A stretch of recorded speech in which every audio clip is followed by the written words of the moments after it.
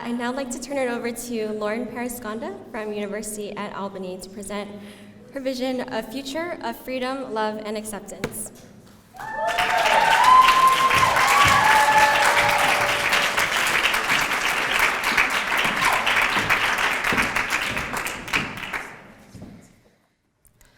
I would like for you all to reflect on the people in your own lives that you've known who have lost their struggle with addiction.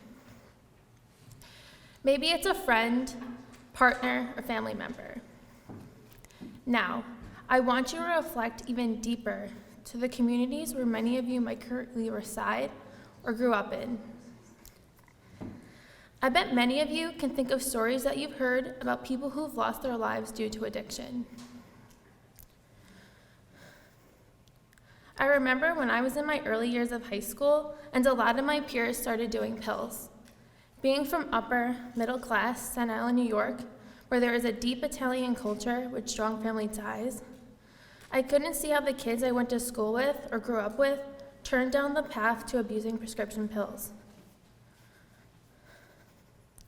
When I was young, I always heard that this was the type of thing that only happens in impoverished communities. Never did I think it would hit my hometown. Over the past few years, the number of deaths due to prescription drugs in Staten Island has risen at a fast pace. Pills are harder to get, and now heroin has swept the streets. The prescription pill epidemic in my hometown is now being taken over by heroin. The heroin we are seeing on the streets today, more often than not, contains fentanyl. Fentanyl is 50 times more potent than heroin. Through my experiences, I became curious as to why things aren't getting better. Is it lack of treatment options, education, human connection?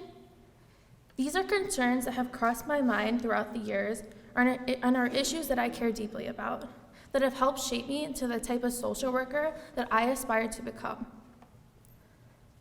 Not only at a personal level have the experiences that I've had led me to work on them with a hands-on approach, but I want everyone to create a better world for us all. We all need to come together as a species and work together on how we talk about and approach substance abusers and drug users. My vision for a post-prohibition world would be a place where people can openly talk about drugs.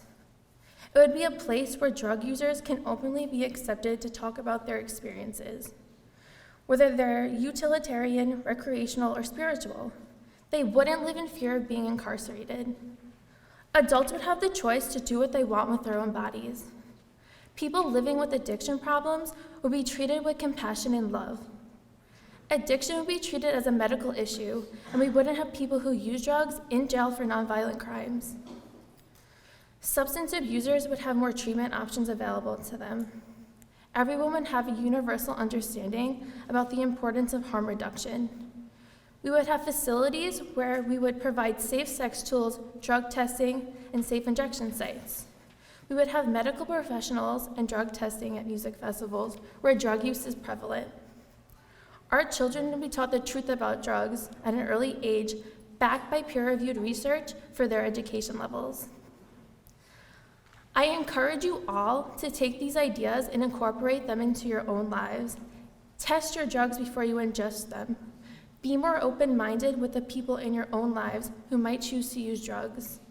And be there to help your loved ones who might be struggling with addiction issues. Don't be in denial. I understand that everyone has different views when it comes to drugs. If you look at the world we are currently living in, I think it is collectively understood that the policies we currently have in place aren't working. The number of overdoses alone due to prescription pills and heroin has certainly skyrocketed. And just Staten Island alone, from the years 2000 to 2011, the rate of unintentional drug overdoses involving opiates increased 435%. Heroin use took the streets about a year and a half ago after the state of New York made it harder for addicts to get prescription drugs by doctor shopping. Difficult drug-induced experiences are all too common at music festivals, and the just say no approach that our children are learning in our school systems doesn't prevent them from experimenting or abusing drugs. We need to be realistic that drugs aren't just going to go away and that people are going to use drugs. We need to give people freedom of choice to do what they want with their own bodies and to make their own decisions. If we are to give people the opportunity to freely do this, then we must also provide them with the tools to be properly educated and healthy with the choices that they make when it comes to drug experimentation. In this new world that we can all see is already changing, we'd all be a bit more open-minded. Our new mindsets would allow us to care and love each other a little more deeply. We would see that we all need to show more compassion to one another and help those who might still need to see the light. Not everyone is going to agree with my vision for the world post-prohibition. At the very least, I hope all of us can collectively agree that we've had enough of seeing too many people die of overdoses and the negative impacts of failed drug policies. All of us, regardless of our own opinions and how we see things, need to understand the importance of respecting any individual to make their own choices.